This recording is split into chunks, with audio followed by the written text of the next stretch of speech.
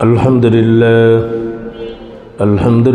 الأكرم الذي خلق الإنسان وكرم وعلمه من البيان ما لم يعلم، فسبحان الذي لا يحصى امتنانه باللسان ولا بالقلم، ونشهد أن لا إله إلا الله وحده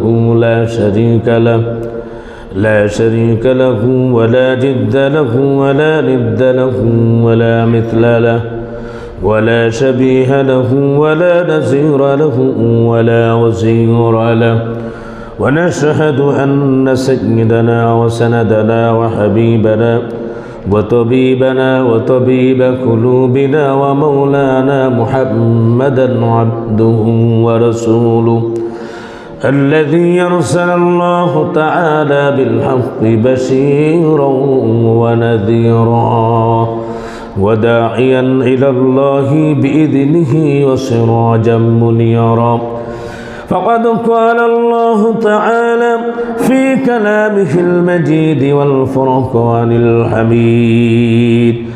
সকলে অন্তর উজাড় করা ভালোবাসা দিয়ে দিল দিয়ে হৃদয়ের যতটুকু ভালোবাসা আছে উজাড় করে দিয়ে আমার সাথে সাথে পড়ুন, আউযু বিল্লাহি মিনাশ শাইতানির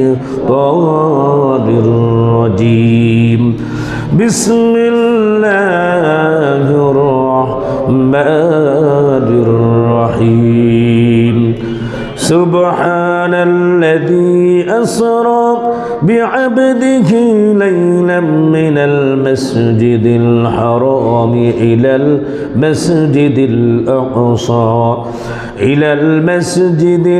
আকসা আল্লাযী বারাকনা হাওলাহু লিনুরিয়াহু মিন আয়াতিনা ইন্নাহু হুয়াস সামিউল বাসীর। وقد جاء في الحديث قال النبي رسول الله صلى الله عليه وسلم فجل الله لي بيت المقدس فتفقت أخبرهم عن آياته وأنا أنظر، رواه مسلم. وقال الله تعالى في شان حبيبه ومحبوبه ومعشوقه مخبرا وآمرا إن الله وملائكته يصلون على النبي يا أيها الذين آمنوا صلوا عليه وسلموا تسليما اللهم صل على محمد وعلى آل محمد كما صليت على إبراهيم وعلى آل إبراهيم إنك حميد مجيد اللهم بارك على محمد وعلى آل محمد كما باركت على إبراهيم وعلى آل إبراهيم إنك حميد مجيد। সকল নবীজির শ্রেষ্ঠ নবীজি যার তুলনা চলে না, সকল নবীজির শ্রেষ্ঠ নবীজি যার তুলনা চলে না, দুনিয়াতে তিনি দিলেন শান্তি সুখের ঠিকানা। আল্লাহুম্মা সাল্লি আলা মুহাম্মাদ ওয়া আলা আলি মুহাম্মাদ কামা সাল্লাইতা আলা ইব্রাহিম ওয়া আলা আলি ইব্রাহিম ইন্নাকা হামিদুম মাজিদ।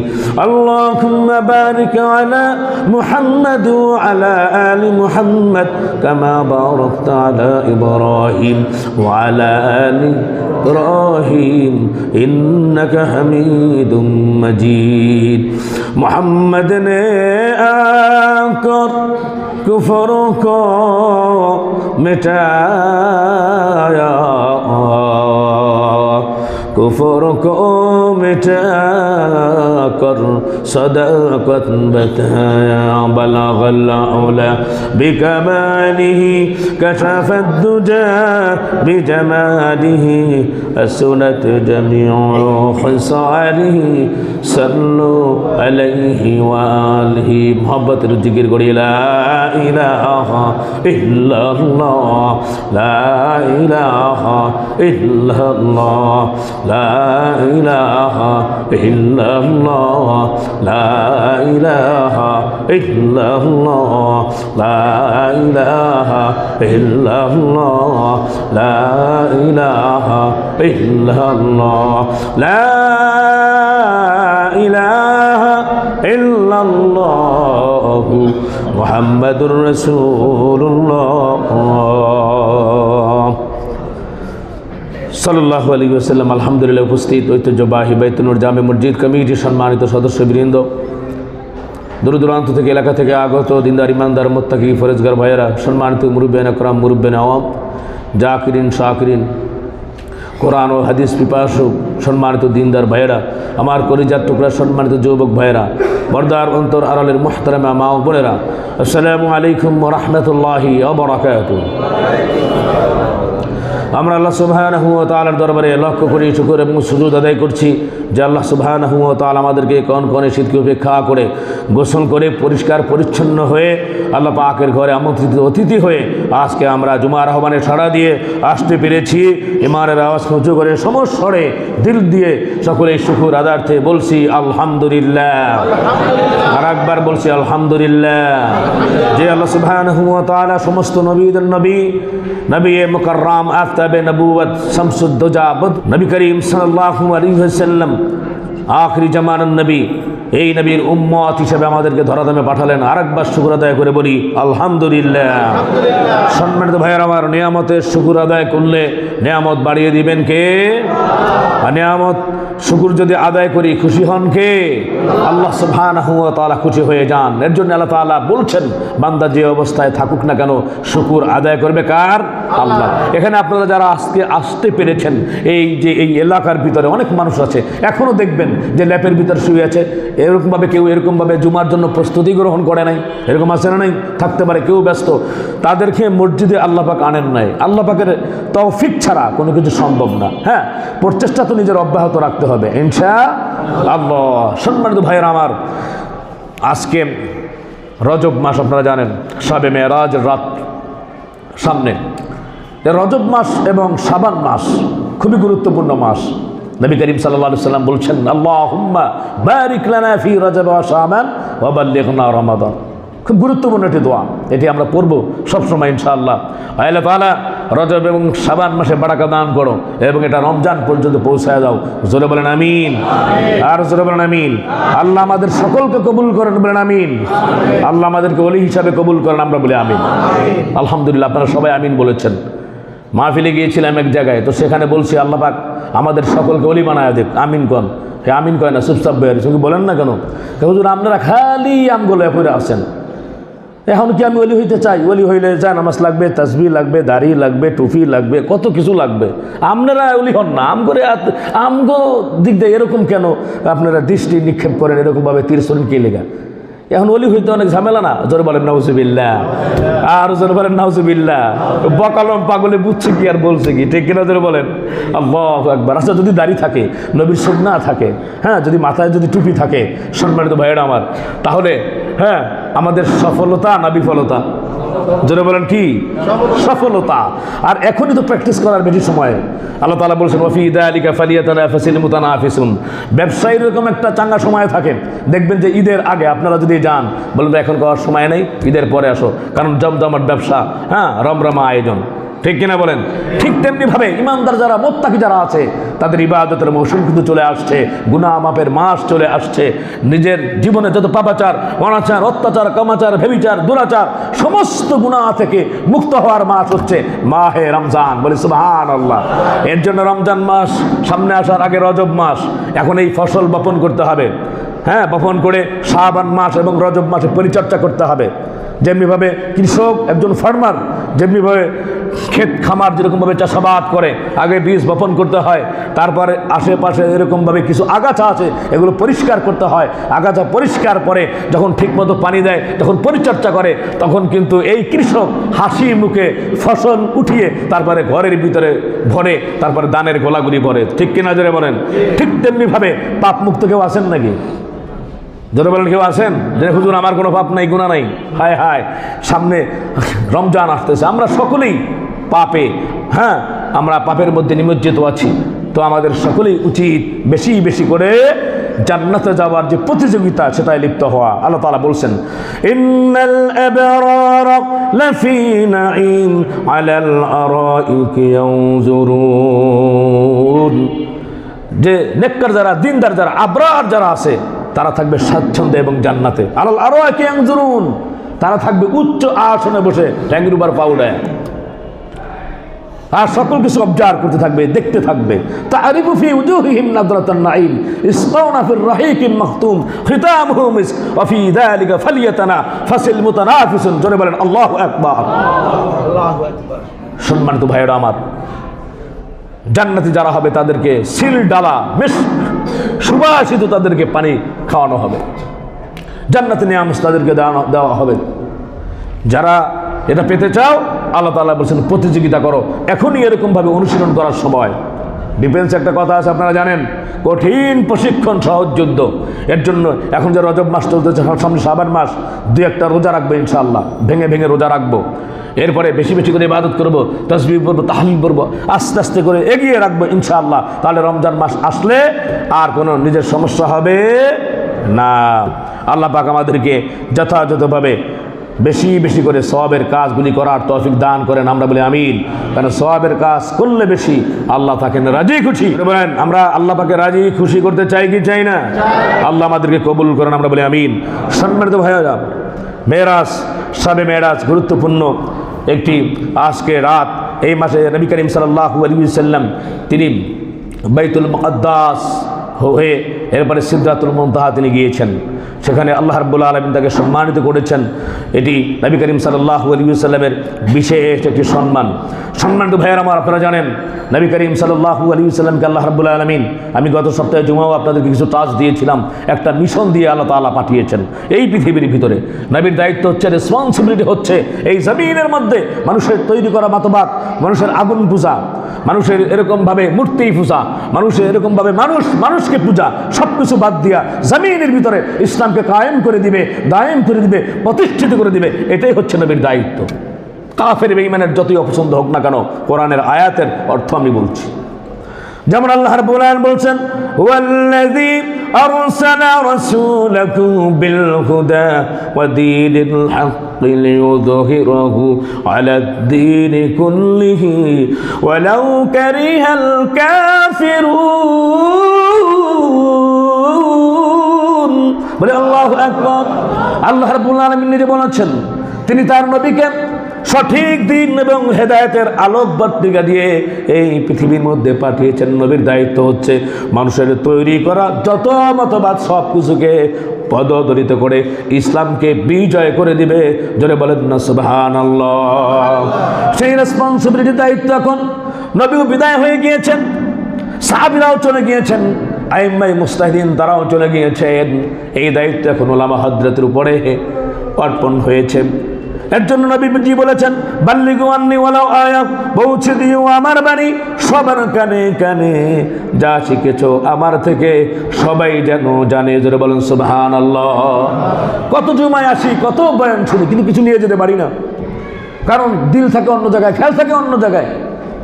আইসা অনেকে ঝিমান, অনেকে বাড়ি করেন না, অল্প সময় আমি তো হচ্ছে শুনতেই পারি না। ঠিক মতো শুনবো ইনশাল্লাহ, নিজেও আমলের নিজে শুনবো, আর পৌঁছে দেওয়ার দায়িত্ব ইনশাল্লাহ আমার। আল্লাহ পাক এই দায়িত্ব পালন করার তৌফিক দান করেন, বলেন আমিন। নবী করিম সাল্লাল্লাহু আলাইহি ওয়াসাল্লামের রেসপন্সিবিলিটি দেওয়া হয়েছিল। আল্লাহর নবী, আপনি জানেন ওই বছরকে আমল হুজুন বলা হয়, দুঃখের বছর। নবী করিম সাল্লাল্লাহু আলাইহি ওয়াসাল্লামের যে এরকমভাবে ছাতা স্বরূপ যে ছায়া ছিল, আবু তালিব দুনিয়া থেকে বিদায় হয়ে গেল। এরপরে আম্মা জান খাদিজাতুল কুবরা রাদিয়াল্লাহু তাআলা আনহা তিনিও ইন্তেকাল করলেন। চারদিক থেকে কাফের বেঈমান মুশরিকদের তৎপরতা বেড়ে গেল, অত্যাচারের স্টিমরোলার তারা চালাইল, তাওহীদের মানুষগুলোকে বিদ্রুপ ঠাট্টা এবং তাদের সাথে ক্রয় বিক্রয়ের যে একটা বিষয় ছিল, দোকানদার তাদেরকে দেখলে ছাপ বন্ধ করে দিত। এরকম একটা অবস্থা নবী করিম সাল্লাল্লাহু আলাইহি ওয়াসাল্লাম দাওয়াত দিচ্ছেন আর বলতেছেন, তোমার মতো একজন লোককে আল্লাহ পাক নবী বানাইলো, আর মানুষ পাইল না। আল্লাহ পাক তো বানাইলে এরকম ভাবে ফেরেশতা পাঠাবে, তোমার মতো একটা লোককে আল্লাহ বানাইছে। আল্লাহ তো বানাইলে বড় লোককে নবী বানাইতে পারতো, কিন্তু আহা, নবী হচ্ছেন দয়ান নবী, মায়ান নবী, রাহমাতুল আলামিন। তিনি বলেছেন, আল্লাহুম্মা হিনি মিসকিনান ওয়া আমিতনি মিসকিনান ওয়াহশুরনি ফি যুমরাতিল মাসাকিন। বলেন সুবহানাল্লাহ। এত আস্তে, আরো জোরে বলেন না সুবহানাল্লাহ। আল্লাহ নবী বলছেন, আল্লাহ তাআলা সারা জীবন আমাকে গরিব অবস্থায় রাখো। কি অবস্থায় রাখো? আল্লাহ নবী কি এরকম ভাবে তার সম্পদ পাওয়া গিয়েছিল মনে হয় নাকি? 10 ভরি, 20 ভরি, 30 ভরি, 40 ভরি গোল্ড ছিল নাকি? তার বিঘায় বিঘায় জায়গা ছিল, এরকম ছিল নাকি নবীজি? না। হায় হায়, এখনো পর্যন্ত নবী করিম সাল্লাল্লাহু আলাইহি ওয়াসাল্লামের স্মৃতি বিজড়িত জামা আছে, জুতা আছে, লাঠি আছে, অনেক কিছু আছে। মানুষ দেখেন কি অবস্থা। ফাতিমাতুজ জোহরা রাদিয়াল্লাহু তাআলা আনহা, তার ঘরের আসবাবপত্র এখনো সংরক্ষিত আছে তুরস্কের সেই তফকাফে জাদুঘরে। আপনি দেখেন এখনো আছে। তাদের জীবনযাপন কি ছিল, এই পৃথিবীকে তারা প্রাধান্য দেয় নাই, আর আমরা দুনিয়া নিয়ে ব্যস্ত আছি। টাকা পয়সা, অর্থ করি, গাড়ি বাড়ি, এগুলো নিয়ে ব্যস্ত আছি। কিন্তু নেক্সট ওয়ার্ল্ড ভাই আমাদের আসল। এই দুনিয়া যদি এরকমভাবে অল্প যদি কিছুই পাই তাতে অসুবিধা নাই, আখিরাত যেন আমাদের পরিপূর্ণ থাকে। ঠিক কিনা যারা বলেন? আল্লাহ আমাদেরকে আখিরাতের পরিপূর্ণভাবে জান্নাতের মেহমান হিসেবে কবুল করেন, আমরা সকলে বলে আমিন। তো যাই হোক, নবীজি সাল্লাল্লাহু আলাইহি ওয়াসাল্লাম চাচা যখন দুনিয়া থেকে বিদায় হয়ে গেল, খাদিজাতুল কুবরা রাদিয়াল্লাহু তাআলা আনহা, তিনিও একজন একটু প্রশান্তিময় একজন বিবি ছিলেন, স্ত্রী ছিলেন। নবী করিম সাল্লাল্লাহু আলাইহি ওয়াসাল্লাম খুব ভালোবাসতেন। 40 বছর বয়স ছিল নবীজির, বয়স 25 বছর। তিনি আম্মাজান খাদিজাতুল কুবরা রাদিয়াল্লাহু তাআলা আনহা থাকাকালীন কোনো বিয়ে করেন নাই। এই খাদিজাতুল কুবরা রাদিয়াল্লাহু তাআলা আনহা আগেও 2 বার বিয়ে হয়েছিল, 3য় নম্বর আল্লাহর নবী বিয়ে করেছেন। এই পৃথিবীর ভিতরে মানুষ বলেন ইসলাম নারীদেরকে মূল্যায়ন করে না। এই যুগের যুবক কে বিয়ে করবে এরকম ভাবে?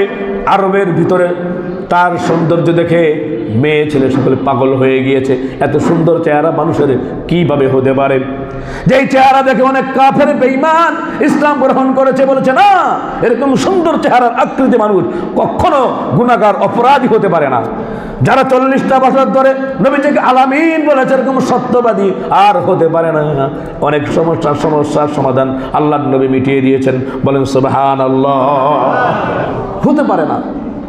সেই নবী করিম সাল্লাল্লাহু আলাইহি ওয়াসাল্লাম দিনের জন্য ভাইয়েরা আমার, যখন এই 2 জন দুনিয়া থেকে বিদায় হয়ে গেল, বিদায় হওয়ার পরে নবী করিম সাল্লাল্লাহু আলাইহি ওয়াসাল্লাম খানায়ে কাবাকে সামনে করে কিবলাকে নিয়ে তিনি নামাজ আদায় করেন। কাফের বেঈমানেরা পিছন থেকে ঢিল মারে, কেউ বিদ্রুপ করে, কেউ ঠাট্টা করে, কেউ উটের এবং ভেড়ার বিভিন্ন পচা নারী বুড়ি নবী করিম সাল্লাল্লাহু আলাইহি ওয়াসাল্লামের উপরে, পিঠের উপরে রেখে যেত। জোরে বলেন নাউজুবিল্লাহ। এত কষ্টের পরে যখন নবী করিম সাল্লাল্লাহু আলাইহি ওয়াসাল্লাম তাদের বিভিন্ন রকমের অত্যাচারের জুলুম সহ্য করতে না পেরে নবীজি বললেন তারা দিন কবুল করলো না, মনে হয় তায়েববাসী কবুল করবে। আল্লাহর নবী কালেমার দাওয়াত নিয়ে যখন তায়েবে গেলেন, মক্কা হতে 202 কিলোমিটার, সেইখানে 3 জন থাকতো, আব্দে ইয়ালের 3 পুত্র সেখানে। তারা এরকমভাবে তায়েব ভিতরে তারা প্রধান ছিল। তাদের একজন নবীকে দেখে বললাম, তোমাকে যদি আল্লাহ নবী বানায় কাবাঘর ভেঙে পড়বে। আওয়াজ দিয়ে বলেন নাউজুবিল্লাহ। ইমানের আওয়াজ উঁচু করে বলেন নাউজুবিল্লাহ। কাবাঘর নাকি ভেঙে পড়বে। মূর্খ বলে কি? 2 নম্বর সে বলল, আল্লাহ তোমার মতো এক লোককে নবী বানাইলো, আর কোনো মানুষ পাইল না। জোরে বলেন নাউজুবিল্লাহ। 3 নম্বর ভাই বলল, আল্লাহ যদি তোমাকে নবী বানান তাহলে তোমার সাথে কোনো কথা বলবো না, কারণ নবীদের সাথে বেয়াদবি চলে না। আর তুমি যদি মিথ্যা বলো, মিথ্যাবাদীর সাথে আমার কোনো সম্পর্ক হতে পারে না। 3 নম্বর, এই 3 জন 3 রকমের উক্তি পেশ করলো। আল্লাহ নবী বললেন এখনো সময় আছে, ইয়া আইয়ুহান নাস কুলু লা ইলাহা ইল্লাল্লাহ তুফলিহুন, তোমরা লা ইলাহা ইল্লাল্লাহ পড়ো, তোমরা সফলতা লাভ করবে। নবী করিম সাল্লাল্লাহু আলাইহি ওয়াসাল্লামের তারা দিনকে গ্রহণ করলো না, তাকে অপমান করলো, বিদ্রোহ করলো, ঠাট্টা করলো। নবীজি তাদের কাছে হাত জোর করে বললেন, দেখো অনেক আশা ভরসা নিয়ে তোমাদের এলাকায় এসেছিলাম, যদি তোমরা দিন কবুল না করো অন্তত পক্ষে আরব যারা আছে তাদেরকে জানায়া দিও না, কারণ তারা যদি জানে তাদের অত্যাচারের স্টিম রোলার আরও বেশি বাড়বে, আমাদেরকে অত্যাচার জুলুম করবে। তারা আরও সুযোগ পাওয়া গেল। তারা এই সুযোগে ওই এলাকার যত বখাটে ছোট ছোট ছেলেরা ছিল তাদেরকে নিয়ে পাথর তাদের হাতের ভিতরে দিয়ে নবী করিম সাল্লাল্লাহু আলাইহি ওয়াসাল্লামকে নিক্ষেপ করার জন্য বললেন। নবী করিম সাল্লাল্লাহু আলাইহি ওয়াসাল্লাম রক্তাক্ত হয়ে গেলেন। অত্যন্ত কষ্ট করে নবী আল্লাহ রাব্বুল আলামিনের কাছে ফরিয়াদ করলেন, ও আল্লাহ, আমি ব্যথায় সহ্য করতে পারি না, আয় আল্লাহ আমার সাথে যে আমার সাথে হিসাবে আসছে জায়েদ, আল্লাহ তাআলা সে আহত হয়ে গিয়েছে, আমি আহত হয়ে গিয়েছি। আল্লাহ রাব্বুল আলামিন সাথে সাথে পাহাড়ের ফেরেশতা পাঠিয়ে দিলেন। বলেন সুবহানাল্লাহ। পাহাড়ের ফেরেশতাগুলি বলতেছে, নবী আপনি শুধু একবার বলেন, একবার আপনার পাক জবান দিয়ে একটু আওয়াজ দেন। আপনি যদি বলেন যারা আপনাকে পাথর মারলো ওদের গোষ্ঠী শুদ্ধ পুরা তায়েফকে তামা বানায় দিব, পুরা সমতল হয়ে যাবে, একবারে পিছিয়ে ফেলবো। যখন ফেরেশতারা কান্না করছে তারাও বলতেছে, পাথরের থেকে আওয়াজ বের হচ্ছে, আওয়াজ। বলেন সুবহানাল্লাহ। আরে আমার নবীকে তো সবাই মহব্বত করতে ভালোবাসতো মিয়া, আমরা খালি মহব্বত করতে পারলাম না। এই দুনিয়ার মানুষ একটা মেয়ের প্রেমে পড়ে আত্মহত্যা করে, ট্রেনের নিচে ঝাঁপ দেয়, গাড়ির নিচে ঝাঁপ দেয়। নবীর মহব্বতে দাড়ি রাখতে পারে না, নবীর মহব্বতে, কোরআনের মহব্বতে স্ত্রীকে সন্তানকে পর্দায় রাখতে পারে না, নবীর মহব্বতে এবং আল্লাহ পাকের মহব্বতে ভালোবাসায় সুদ ঘুষ ছাড়তে পারে না, মিথ্যা ছাড়তে পারে না, জেনা ছাড়তে পারে না, ব্যভিচার ছাড়তে পারে না, মুখে মুখে শুধু বলে নবীরা আছে। এরকম সমাজে আছে না নাই? আছে। কি মহব্বত করি আমরা, অথচ আল্লাহ নবী বলছেন আমাদের ভিতরে মান তামাসসাকা বিসুন্নতি ইনদা ফাসাদি উম্মতি ফালাহু আজরুমিয়াত শাহীদ। উম্মতের উপরে ফিতনা ফাসাদ আসিবে যখন ঘোর, শত শহীদের সওয়াব মিলিবে। ধরিলে সুন্নত মোর, একটা সুন্নতে আমল করবেন, আল্লাহ রাব্বুল আলামিন আমল নামায় 100 শহীদের সওয়াব দিয়ে দিবেন। বলেন সুবহানাল্লাহ। আর জোরে বলেন না সুবহানাল্লাহ। কয়শো শহীদ? 100 শহীদের সওয়াব, একটা সুন্নাত। পাওয়ার বুঝছেন আপনি? আখিরি জামানার নবীর উম্মতের পাওয়ার কিরকম আমরা বুঝলাম না। হায়াত পাইলাম কম, 120, 60, 70, 80। আল্লাহু আকবার। আসছি আমরা শেষে, জান্নাতে যাব আগে।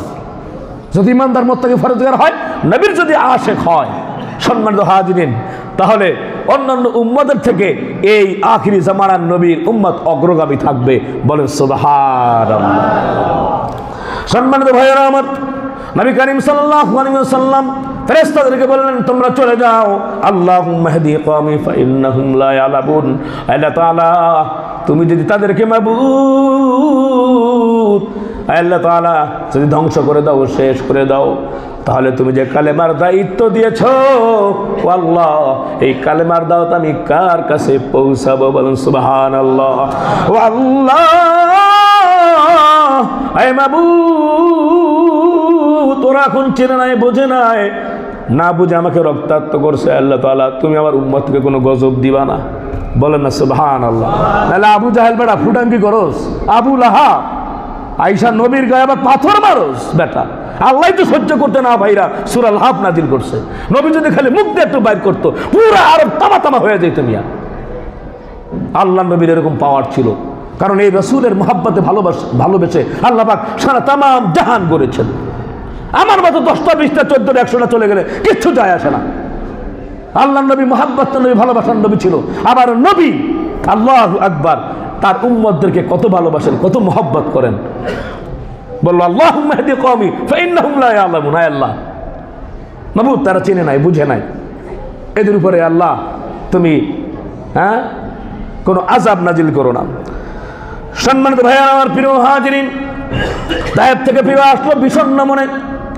নবী করিম সাল্লাল্লাহু আলাইহি ওয়াসাল্লাম যখন একা চারদিক থেকে এরকমভাবে নিরাপত্তাহীনতায় ভুগতেছিলেন, নবী করিম সাল্লাল্লাহু আলাইহি ওয়াসাল্লাম এই সময় চাচা আবু তালেবের যে বাড়ি উম্মে হানি, তার ঘর ছিল, সেখানে নবী করিম সাল্লাল্লাহু আলাইহি ওয়াসাল্লাম উম্মতের মহব্বতে চোখের পানিগুলো ছেড়েছেন। এই মুহূর্তে আল্লাহ রাব্বুল আলামিন এই যে আজকে মেরাজ, যেই সবে মেরাজ সামনের রাত, এই রাতের ভিতরে দুইজন ফেরেশতা পাঠায় দিয়া নবী করিম সাল্লাল্লাহু আলাইহি সাল্লামকে বললেন, ইয়া রাসূলুল্লাহ, আপনি ওঠেন, চিন্তার কোনো কারণ নাই। আপনার রব, আপনার আল্লাহ আপনার সাথে দেখা করার জন্য অভিপ্রায় ব্যক্ত করেছে। বলেন সুবহানাল্লাহ। আর জোরে বলি না সুবহানাল্লাহ। ইন্নাল্লাহা ওয়াসসালামু ইয়াদুক, আল্লাহ তাআলা আপনাকে সালাম দিয়েছেন। ইন্না রাব্বাকা ইয়াশতাকু ইলাইক, আপনার রব আপনার সাক্ষাতের অপেক্ষায় আগ্রহী হয়ে বসে আছেন। জোরে বলেন সুবহানাল্লাহ। আওয়াজ দিয়ে বলেন সুবহানাল্লাহ। কে বসে আছে? কে বসে আছে? আল্লাহ। কেমন নবী পাইলাম আমরা, চিনলাম না। কেমন নবী পাইলাম আমরা, বুঝলাম না। পশ্চিমা কালচার ব্যবহার করি, চুলের কাটিং পশ্চিমা কালচার, জামাটা এরকম ভাবে পশ্চিমা কালচার, হ্যাঁ, ধুতির মতো এরকম ভাবেই পরি, হ্যাঁ, চক্কর বক্কর জামা, গান বাজনা এদিকে ওদিকে শুনি। আহা, আল্লাহ হেদায়েত নসিব করুন, আমরা বলি আমিন। সম্মানিত ভাইয়েরা আমার, প্রিয় হাজিরিন, নবী করিম সাল্লাল্লাহু আলাইহি ওয়াসাল্লামকে তৎকালীন সময়ের ভিতরে হযরত জিবরাইল আলাইহিস সালাম মিকাইল আলাইহিস সালামকে পাঠায়া দিয়া আল্লাহ সুবহানাহু ওয়া তাআলা নবীকে জানালেন, আমার হাবিবকে আমার কাছে নিয়ে আসো। নবী করিম সাল্লাল্লাহু আলাইহি ওয়াসাল্লামকে বলে, ইয়া রাসূলুল্লাহ, আপনি উঠেন।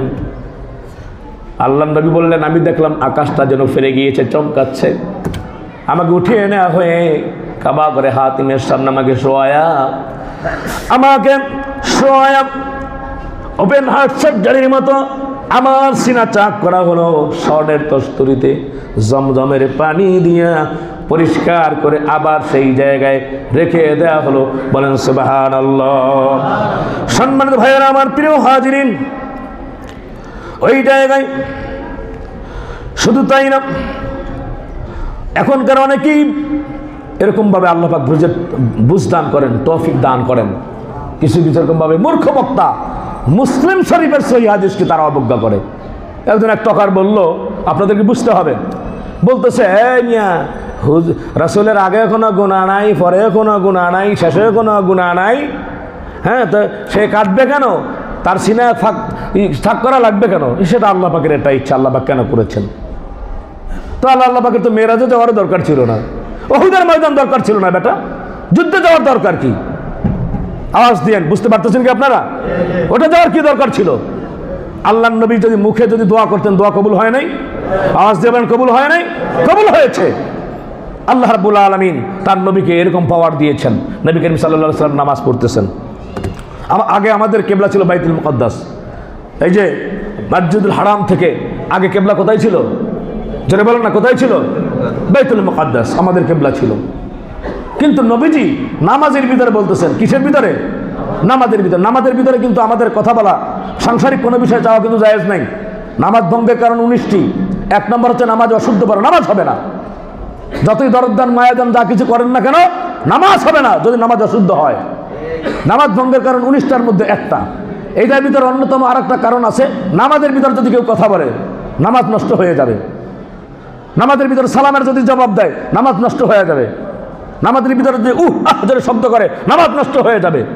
কিছু মুসল্লিরা আছেন এরকম ভাবে, যদি ইমাম সাহেব যদি কি করে একটু দেরি করে নামাজের মধ্যে, বিশেষ করে আস্তে আস্তে যদি পড়ে, এক রকমের দেখেন এক রকমের মুসল্লি আছে, যদি আস্তে আস্তে একটু পড়ে, ইমাম সাহেব শেষ করলো বা একটু দেরি হলো, পিছনে কিছু মুসল্লি আছে তারা এরকম রকেট গতিতে চলে, পিছন দিকে এরকম কাশি দেয়, এরকম এক পদের মুসল্লি আছে। আর এক পদের মুসল্লি আছে ইমাম সাহেব শেষ করে দিয়েছে, সে একই হয় না, একই পরে আল্লাহ জানে। ইমাম সাহেব তো সেরকম যে তার দায়িত্ব হবে। আল্লাহ নবী একবার সূরা ইখলাস দিয়ে ফজর নামাজ শেষ করেছেন। আমার পিছনে অনেক মুসল্লি আছে, আমার পিছনে অনেক এরকমভাবে মাজিদ লোক থাকতে পারে, স্থানকাল পাত্র বিশেষ তিনি দায়িত্ব পালন করবেন। তো সম্মানিত ভাইয়েরা আমার, নামাজের ভিতরে শব্দ আর যদি ইচ্ছাকৃতভাবে এরকমভাবে কাশি দেয়, ইচ্ছা করে কাশি দেওয়া, অনিচ্ছাকৃতভাবে যেরকম গলা কাশির জন্য, গলা ক্লিয়ারের জন্য, সেটা ঠিক আছে। কিন্তু ইচ্ছা করে যদি এরকমভাবে কাউকি করার জন্য যদি কাশি দেওয়া হয়, তাহলে নামাজ কি হয়ে যাবে? নষ্ট হয়ে যাবে। মাসালা জেনে নেব ইনশাআল্লাহ। তো যাই হোক সম্মানিত ভাইয়েরা আমার, প্রিয় হাজিরিন, তো উল্টা পাল্টা এরকমভাবে কথা বলে যে নবী করিম সাল্লাল্লাহু আলাইহি সাল্লামের সিনা চাক করা হয় নাই। সম্মানিত ভাইয়েরা আমার, প্রিয় হাজরিন, হযরত আনাস রাদিয়াল্লাহু তাআলা আনহু থেকে বর্ণিত, রাসূল আকরাম সাল্লাল্লাহু আলাইহি ওয়াসাল্লাম তার প্রিয় খাদেম ছিলেন হযরত আনাস রাদিয়াল্লাহু তাআলা আনহু। আল্লাহর নবী তাকে ভালোবেসে মোহাব্বত করে উনাইস বলে ডাকতেন, ধরে বলেন সুবহানাল্লাহ। 10 বছর জীবনে কখনো বলে নাই, সার্ভেন্টকে চাকরকে কখনো বলে নাই এইটা কেন করলি ওইটা কেন করলি না। আমরা কি করি? আমরা যারা মালিক হয়ে বসে আছি, হ্যাঁ, তারা এরকম কি করি? কারণে অকারণে। এখন তো এর জন্য ঢাকা শহরের ভিতরে আপনার মেড সার্ভেন্ট পাওয়া যায় না। গ্রাম থেকে ছোট্ট একটা বাচ্চা আনছেন, কোনো রকম আপনি 8-10 বছরের নোংরা কাপড় আপনি পরান, খাবার টাবার ঠিক মতো, একটু টায়ার কাপটা ভেঙে গেছে সাথে সাথে থাবর, অথচ আপনার ছেলে মেয়ে হ্যাঁ সব কিছু ভেঙে চুরমার করতেছে, তাদেরকে কিছু বলেন না। আল্লাহর কাছে জবাবদিহি করতে হবে মিয়া। একটা মেড সার্ভেন্ট যদি চাকর হয়, আপনি ড্রাইভার তার সাথে ভালো ব্যবহার করেন, একজন দারোয়ান সিকিউরিটি গার্ড তার সাথে ভালো ব্যবহার করেন। ঠাঙ্গুর উপরে ডাক দিয়ে পাওয়ার উঠে দেয়, বেটা সিগারেট আন 1 প্যাকেট। বুড়ো চাচা মুরব্বী গার্ড ডাকছেন, আলহামদুলিল্লাহ সিগারেট লয়, ওইটা লয় এইটা লয় না। এই ধরনের অসভ্য আচরণ করা যাবে না। আল্লাহর নবী 10 বছরে তার চাকরের সাথে বলেন নাই এইটা কেন করছো ওইটা কেন করলো না। বলেন সুবহানাল্লাহ, আওয়াজ দিয়ে বলেন সুবহানাল্লাহ। কিরকম সুন্দর চরিত্রের অধিকারী ছিলেন, এটা কি সম্ভব? 10টা বছরে কয় বছর? আওয়াজ দিয়ে বলেন কয় বছর? 10 বছর। সেই আনাস রাদিয়াল্লাহু তাআলা আনহু মুসলিম শরীফের হাদিসের ভিতরে বর্ণনা করেছেন, আকাদ কুনতু আরা আসরাল মাখিতি ফি সাদরিহি সাল্লাল্লাহু আলাইহি ওয়াসাল্লাম। বলতেছেন হযরত আনাস রাদিয়াল্লাহু তাআলা আনহু বলছেন, আমি নবীজির খাদেম ছিলাম, 10 বছর নবীজির খেদমত করেছি। নবীজির সকলের সামনে গায়ের যে গেঞ্জিটা আছে যদি খুলতেন না, জামা খুলতেন না, আমার সামনে কয়েকবার এরকমভাবে আমি দেখেছি। আল্লাহ নবী যখন খুলেছেন আমি স্পষ্ট নিজের চোখে অকুনতু আরা আসল মাখিত ফি সাদরি সাল্লাল্লাহু আলাইহি ওয়াসাল্লাম, রাসূল আকরাম সাল্লাল্লাহু আলাইহি ওয়াসাল্লাম যে সিনা চাক হয়েছিল তার সেলাইয়ের দাগ আমি নিজের চোখে দেখেছি। বলেন সুবহানাল্লাহ, আওয়াজ দিয়ে বলেন সুবহানাল্লাহ, ইমানদারের মতো বলেন সুবহানাল্লাহ। তাহলে কি বোঝা গেল? সিনা চাক হয়েছে 3 বার। কয়বার? 3 বার, 4 বার বলেছে। 1 নম্বর হচ্ছে, একবার হচ্ছে নবী করিম সাল্লাল্লাহু আলাইহি ওয়াসাল্লাম যখন শিশু ছিলেন, যখন হযরত হালিমাতুস সাদিয়া হ্যাঁ তার সন্তান দুধবাইয়ের সাথে যখন খেলা করছিলেন ওই সময় একবার, আর এই সময়, আর এরপরে যৌবনের সময় একবার, আর এখন এই যে একবার। নবী করিম সাল্লাল্লাহু আলাইহি ওয়াসাল্লামকে সিনা চাক করানো হলো।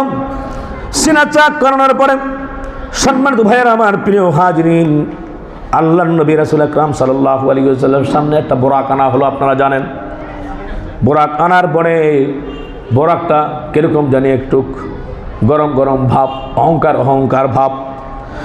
বোরাকের বর্ণনা এমন ছিল, নবীজি বলেছেন যার ললাটে লেখা ছিল লা ইলাহা ইল্লাল্লাহু মুহাম্মাদুর রাসূলুল্লাহ, যারা বলেন সুবহানাল্লাহ। সম্মানিত ভাইয়ের আমার, বেহেশত থেকে আনিত বাউন্টি ছিল, বেহেশতি অলংকারে সুসজ্জিত ছিল, কাঠ হীরা মুক্তা জড়ানো ছিল, মণি মুক্তা দ্বারা সুসজ্জিত 2টা পাখা ছিল। পাখার প্রত্যেকটা পলকে পলকে আল্লাহু আকবার আল্লাহু আকবার লেখা ছিল। বলেন সুবহানাল্লাহ। সম্মানিত হাজিরিন, বোরাকের আকৃতিটা কেমন ছিল সেটাও আমরা ইনশাআল্লাহ হাদিস থেকে জেনে নিব। নবী করিম সাল্লাল্লাহু আলাইহি ওয়াসাল্লাম বলেছেন বোরাকের আকৃতিটা এরকম ভাবে ছিল, হুয়া দাব্বাতুন আবিয়াদু তাওয়িল মা ফাওকাল হিমার ওয়া দুনাল বাগলিহি ওয়া দুনাল বাগলিয়াতু হাফিরাহু ইনদা মুনতাহা তারফি, রাওয়াহু মুসলিম। মুসলিম শরীফের হাদিসের মধ্যে আসছে এটা সাদা রঙের একটা জানোয়ার, গাধার চেয়ে একটু বড়, খচ্চরের চেয়ে একটু ছোট, এরকম একটা প্রাণী হচ্ছে বোরাক। আল্লাহ রাব্বুল আলামিন এই বোরাককে পাঠায়া দিলেন। ভাইরা আমার, বোরাক যখন নবী করিম সাল্লাল্লাহু আলাইহি ওয়াসাল্লামকে তো চিনে না, আগে কোনোদিন দেখে নাই, হযরত জিবরাইল বোরাকের শরীর ধরে নাড়া দিলেন, এ বোরাক সতর্ক হয়ে যাও, যাকে না বানাইলে, যাকে না সৃষ্টি করলে বোরাক তুমিও হইতা না, আমাকেও আমার মাওলা বানাইতো না। সেই নবী আল্লাহ রাব্বুল আলামিনের প্রিয় হাবিব, তোমাকে তার জন্য বানানো হয়েছে। এর আগে তোমার উপরে কেউ বাহক হয় না এ বোরাক, সতর্ক হইয়া যাও, তিনি হচ্ছেন রাহমাতুল লিল আলামিন মুহাম্মাদুর রাসূলুল্লাহ। জোরে জোরে বলেন সুবহানাল্লাহ। বোরাক এবার খামাইতেছে, ভয়ে এবং সতর্ক দাঁড়িয়ে গেছে। হায় হায়, বলে কি, আমার তো বেয়াদবি হয়ে গিয়েছে। নবী করিম সাল্লাল্লাহু আলাইহি ওয়াসাল্লাম বোরাকে এবার উঠলেন, ভ্রমণ করলেন। বোরাকে যখন যাচ্ছেন, সামনে গন্তব্য হবে, বোরাকে উঠলেন। বোরাকে উঠে দয়ার নবীর চোখের মধ্যে পানি দেখা যায়। জিবরাইল আলাইহিস সালাম বলেন, ইয়া রাসূলুল্লাহ, আপনি কেন কাঁদেন? এখন তো আসমানের মালিক, জমিনের মালিক, পৃথিবীর মালিক, তার সাথে তো এখন দেখা করতে যাবেন আপনি। বলেন সুবহানাল্লাহ। হ্যাঁ, যদি এমনটি হয়, বাংলাদেশের প্রেসিডেন্ট অমুককে বলেছে আজকে তার সাথে সাক্ষাৎ, তার অবস্থাটা কীরকম হবে? এই আমার জামাটা দেখো কীরকম, আমার ইয়েটা দেখো কীরকম, আমার এটা কীরকম। আগের থেকে ঘুম থাকবে না, পোশাক আশাক ঠিকঠাক আছে কিনা, কোনো জায়গায় বেঁকা কিনা, আয়রন করতে হবে কিনা, কিভাবে যাব, কি বলবো, কে বলেন ঠিক কিনা? আর যিনি এই পৃথিবীর মালিক, আসমান জমিনের মালিক, শুধু এই আসমান এই জমিন না, সাত জমিন, নক্ষত্র, যে পাক পাখালি যা কিছু আছে এই পৃথিবীতে তো কিছু না, আপনারা জানেন, একটা কমলা লেবুর মতো। সেই বিবরণে আসতেছি ইনশাআল্লাহ। যখন নবীজি কান্দেন, আল্লাহ নবী যখন কান্না করতেছেন, জিবরাইল জিজ্ঞাসা করেন, ইয়া রাসূলুল্লাহ, ইয়া হাবিবাল্লাহ, নবীজি কেন আপনি কাঁদেন? আজকে তো আপনার মুখে উজ্জ্বলতা আমি দেখতে চাচ্ছিলাম, হাসি দেখতে চাচ্ছিলাম। নবীজি বললেন, জিবরাইল, আমি কাঁদি এর জন্যে, আমি তো বোরাকে উঠলাম, আমার গুনাহগার উম্মতেরা এই ধরনের বাহনে উঠতে পারবে কিনা? জোরে বলেন সুবহানাল্লাহ, আওয়াজ দিয়ে বলেন সুবহানাল্লাহ। কি বুঝলেন? কেমন দরদি নবী পাইছি আমরা। প্রেসিডেন্টের সাথে দেখা করলে ওইটা বলতে, যা আজকে প্রেসিডেন্টের সাক্ষাৎ আছে, সমস্ত সাক্ষাৎ বাদ, শর্ত না। মাহফিল থেকে আসলাম, হায় হায় 2টা ঘন্টা 3টা ঘন্টা এরকম লেট হয়েছে। কি গাড়ি আটকানো, রাস্তা কোনো ভিআইপি যাইতেছে, অ্যাম্বুলেন্সের পাইকারি ধরে চিৎকারের শব্দ, কান ফালাফালা হয়ে গেছে। ড্রাইভার তো বলতেছে, ভাই একটু জায়গা করে দেন, ইমার্জেন্সি রুগী, কিছু ইমার্জেন্সি রুগী। কে কার কথা শুনে? প্রত্যেকটা জনগণকে, মানুষকে কষ্ট দেওয়ার জন্যে প্রত্যেকটা সব, প্রত্যেকটা মুহূর্ত আল্লাহর কাছে জবাবদিহি করা লাগবে, ঠিক কিনা জোরে বলেন? নবীজি বলছেন, ও আল্লাহ, ও আল্লাহ, আমার উম্মত। হযরত জিবরাইল তার কাছে আল্লাহ রাব্বুল আলামিন কোরআনের আয়াত পাঠিয়ে দিলেন। আল্লাহ রাব্বুল আলামিন বললেন, ইয়াউমা নাহশুরুল মুত্তাকিনা ইলার রাহমানি ওয়াফদা। জোরে বলি আল্লাহু আকবার। ও নবী, কান্দেন না, চিন্তা করেন না। আপনার যারা মোহাব্বতের উম্মত আছে, আল্লাহ পাকের যারা খাঁটি বান্দা আছে, নামাজ পড়েছে, রোজা রেখেছে, হককে হক, হালালকে হালাল, হারামকে হারাম জেনে যারা চলেছে, যারা পিতামাতার শ্রদ্ধা করেছে, বড়কে শ্রদ্ধা করেছে, ছোটকে স্নেহ করেছে, আলেম ওলামাকে ইজ্জত করেছে, মাদ্রাসাকে ইজ্জত করেছে, যারা এরকমভাবে মসজিদকে সম্মান করেছে, পাপাচার, অনাচার, অত্যাচার কাজকে যারা ঘৃণা করেছে, দিনদার, ইমানদার, মুত্তাকি, সমস্ত পাপ বর্জন করে পাপ মুক্ত হয়ে ইমানদার যারা আসবে কিয়ামতের ময়দান হাসরে, তাদের জন্য এরকম বাহন দেওয়া হবে। এই বাহন দিয়ে তারা জান্নাতে পৌঁছে যাবে। আওয়াজ দিয়ে বলেন সুবহানাল্লাহ। আরো জোরে বলেন না সুবহানাল্লাহ। কিরকম নবী আমরা পাইলাম, আল্লাহু আকবার। সম্মানিত ভাইয়েরা আমার, নবী করিম সাল্লাল্লাহু আলাইহি ওয়াসাল্লাম যাচ্ছেন, আল্লাহ রাব্বুল আলামিন কি হাদিয়া দিবেন সেটা তো আমি জানি, আমরা সকলে জানি। এই মেরাজের হাদিয়া হচ্ছে নামাজ। নবী করিম সাল্লাল্লাহু আলাইহি ওয়াসাল্লাম যখন তিনি ইয়া শরীফে পৌঁছাইলেন, জিবরাইল আলাইহিস সালাম বললেন, ইয়া রাসূলুল্লাহ, আপনি এখানে নামেন। বোরাকের এমন গতি ছিল যে এই জায়গায় গন্তব্য, সেই জায়গায় ঠাস করে চলে যেত। বিদ্যুতের গতি থেকে আরো বোরাকের গতি খুব বেশি ছিল। আল্লাহর নবী নামলেন, ইয়া শরীফ মদিনায় 2 রাকাত নামাজ আদায় করলেন, আবার বোরাকে উঠলেন। আবার নবী করিম সাল্লাল্লাহু আলাইহি ওয়াসাল্লাম জিবরাইল বললেন, ইয়া রাসূলুল্লাহ, এখানে আপনি নামেন, এইখানে আপনি 2 রাকাত নামাজ পড়েন। এই জায়গা হচ্ছে মাদাইন। 2 রাকাত নামাজ পড়া হলো। নবী করিম সাল্লাল্লাহু আলাইহি ওয়াসাল্লাম বাইতুল্লাহমে গেলেন, হযরত ঈসা আলাইহিস সালামের জন্মস্থান। জিবরাইল বলল, ইয়া রাসূলুল্লাহ, আপনি নামেন, এখানে 2 রাকাত নামাজ পড়েন। নবীজি 2 রাকাত নামাজ পড়লেন। এরপরে নবী করিম সাল্লাল্লাহু আলাইহি ওয়াসাল্লাম তুরে সিনায় গেলেন। বলেন, ইয়া রাসূলুল্লাহ, ইয়া হাবিবাল্লাহ, এই জায়গা সেই জায়গা, বরকতি জায়গা, যেই জায়গায় মুসা পয়গম্বরের সাথে আল্লাহ তাআলা কথা বলেছেন। বলেন সুবহানাল্লাহ। এখানে 2 রাকাত নামাজ পড়েন। নবী করিম সাল্লাল্লাহু আলাইহি ওয়াসাল্লাম নামাজ আদায় করলেন। নামাজ আদায়ের পরে নবী করিম সাল্লাল্লাহু আলাইহি ওয়াসাল্লাম বললেন, আমাকে নিয়ে যাওয়া হলো বাইতুল মুকাদ্দাসে। বাইতুল মুকাদ্দাসে আমি গেলাম। কি যেন আজান দিল, আজানের শব্দ আমার এত ভালো লাগলো। ইকামত হয়ে গেল। আমার যে বুরাকটা আছে সেই যা বাধা হলো।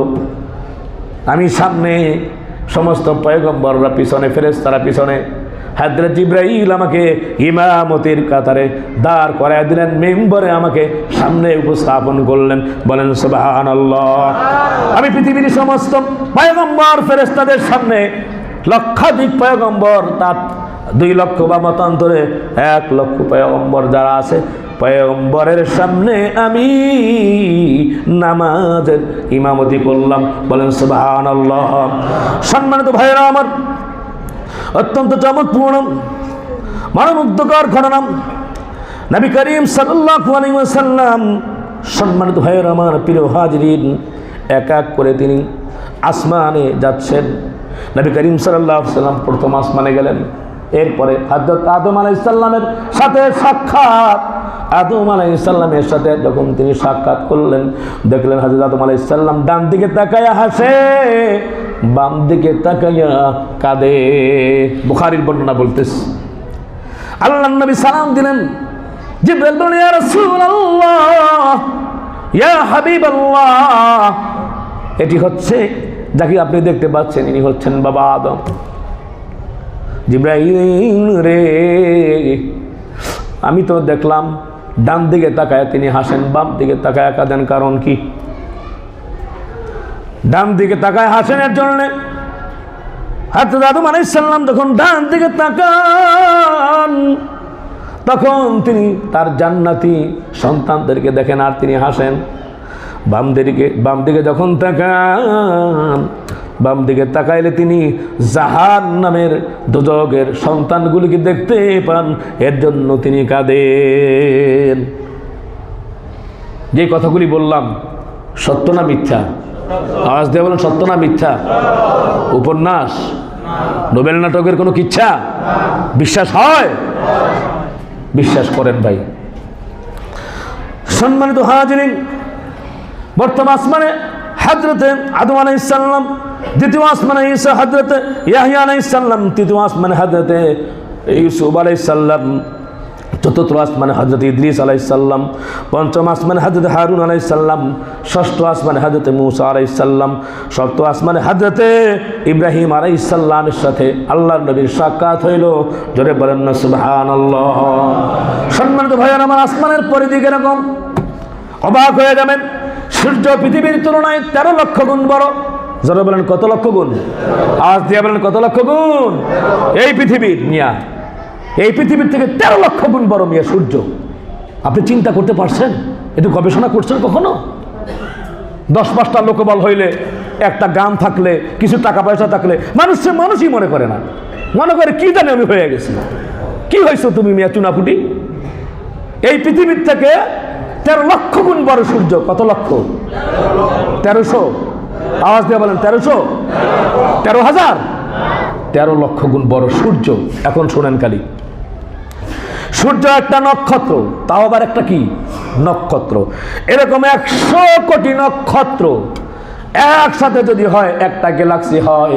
তোরে বলেন সুবহানাল্লাহ।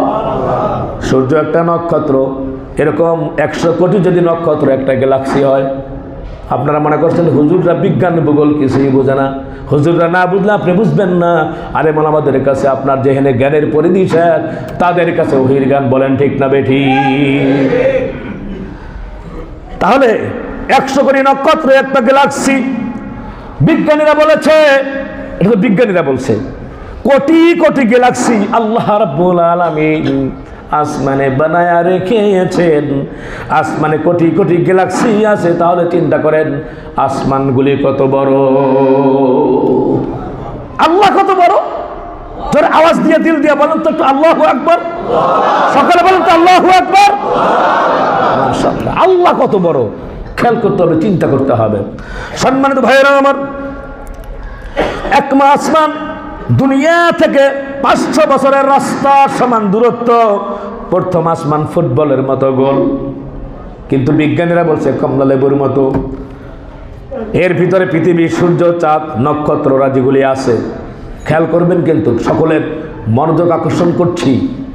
এই প্রথম আসমানের ভিতরে পৃথিবী, সূর্য, চাঁদ, নক্ষত্র, ওই যে কোটি কোটি গ্যালাক্সি আছে একটা এই পৃথিবীর মধ্যে। এখন পৃথিবী কি আরো আছে কিনা, আসমান আরো আছে কিনা খেয়াল করবেন। এই একমা আসমান আল্লাহ রাব্বুল আলামিন সবুজ চমড়াদের পাথর দিয়ে বানাইছেন, বলেন সুবহানাল্লাহ। এর জন্য যখন আমরা সমুদ্রে যাই, যখন আমরা এরকম ভাবে পানির ভিতরে দেখি যে এরকম ভাবে নীল সাগর, বলি না এরকম ভাবে নীল সাগর, মানে আসমানটা সবুজ জমরদ পাথর দিয়ে তৈরি। সম্মানিত হাজিরিন, প্রথম আসমানের পরে আবার 500 বছরের দূরত্ব সমপরিমাণ মহাশূন্য। তারপর দ্বিতীয় আসমান আমার মাওলা লোহা দিয়া বানাইছেন, জোরে বলেন সুবহানাল্লাহ। দ্বিতীয় আসমান ফুটবলের মতো গোল, এর সামনে একমা আসমান বিশাল মাঠে একটা মটর দানার মতো, বলেন না সুবহানাল্লাহ। দ্বিতীয় আসমানের সামনে প্রথম আসমান মটরের একটা দানার মতো, তার ওই আসমানটা কত বড় দ্বিতীয় আসমান খেয়াল করবেন। সম্মানিত ভাইয়েরা আমার, দ্বিতীয় আসমান থেকে আবার 500 বছরের রাস্তা বরাবর মহাশূন্য। তারপর তৃতীয় আসমানের সামনে একটা ছোট মুরগের ডিমের মতো, সকল কিছু নিয়ে তৃতীয় আসমানের সামনে একমা আসমান, দ্বিতীয় আসমান একটা মুরগির ডিমের মতো, বলেন না সুবহানাল্লাহ। সম্মানিত ভাইয়েরা আমার, প্রিয় হাজিরিন, তৃতীয় আসমান আমার মাওলা তামা দিয়ে বানাইছেন। এরপরে তৃতীয় আসমানের পরে আবার মহাশূন্য 500 বছরের রাস্তা। চতুর্থ আসমান রূপা দিয়ে আল্লাহ তাআলা বানাইলেন। পঞ্চম আসমান, চতুর্থ আসমানের পরে আবার পুনরায় 500 বছরের মহাশূন্য। পঞ্চম আসমান আমার মাওলা স্বর্ণ দিয়ে বানাইছেন। ষষ্ঠ আসমান আল্লাহ রাব্বুল আলামিন নীল রত্ন দিয়ে বানাইছেন। সপ্তম আসমান আল্লাহ রাব্বুল আলামিন লাল ইয়াকুত পাথর দিয়ে আল্লাহ তাআলা বানাইছেন, বলেন সুবহানাল্লাহ। সপ্তম আসমানের পাশে সিদরাতুল মুনতাহা, এরপর সেখানে জান্নাত। সম্মানিত ভাইয়ের আমার, সময় সংক্ষিপ্ত হওয়ার কারণে আর সামনে যেতে পারছি না। তো যাই হোক, আমরা যা কিছু শুনলাম, আল্লাহ পাকের কুদরত অনুযায়ী যা কিছু জানলাম, বুঝলাম, অনুধাবন করে আল্লাহ তাআলা আমল করার তৌফিক দান করেন, আমরা বলি আমিন। এই সিদরাতুল মুনতাহা পার হয়ে আল্লাহ রাব্বুল আলামিন তার নবীকে সশরীরে, অনেক কিছু গর্দব আছে, গাধা আমার কামিয়া, বুঝো না হাদিস কোরআন মিয়া, উল্টা বলে চিল্লাও কেউ স্বপ্নের মধ্যে, সশরীরে, জোরে বলেন কি, রাআইতু রাব্বি আজ্জা ওয়া জাল্লা, আল্লাহর নবী বলছেন আমি সশরীরে আমি আমার আল্লাহকে দেখেছি, বলেন সুবহানাল্লাহ। সেখান থেকে যে আপনাদের ঘটনা জানেন, এরপর আল্লাহ পাক যদি তৌফিক দেয়, আমি ইনশাল্লাহ আপনাদেরকে সুন্দর ধারণা দেব কোরআন এবং হাদিসের আলোকে। যা কিছু বুঝলাম শুনলাম, আল্লাহ রাব্বুল আলামিন অনুধাবন করে বুঝে ঈমানের সহিত ইয়াকিন করে আমল করার তৌফিক দান করেন, আমরা বলি আমিন। অন্যকে শেষে একটা কথা বলে শেষ করে দেই, বলেন সবে মেরাজের হুজুর আমল কি? 100 রাকাত, 200 রাকাত, 300 রাকাত, এরকম। কোরআন হাদিসের ভিতরে সঠিক তত্ত্ব হচ্ছে নির্ধারিত কোনো আমল নাই, যা ইচ্ছা তাই পড়েন, কোনো সমস্যা নাই ইনশাআল্লাহ। আপনি নামাজ পড়তে পারেন, রোজা রাখতে পারেন, সব কিছু করতে পারেন। নির্ধারিত কোনো আমল সবে মেরাজের জন্য, রজব মাসের জন্য নাই। তবে বেশি ইবাদতের কথা বলা হয়েছে। আল্লাহ তাআলা আমাদের সকলকে কোরআন এবং হাদিস অনুযায়ী ইবাদত করে আল্লাহর নৈকট্য লাভে আমাদের জীবনকে ধন্য করার তৌফিক দান করেন, আমরা বলি আমিন।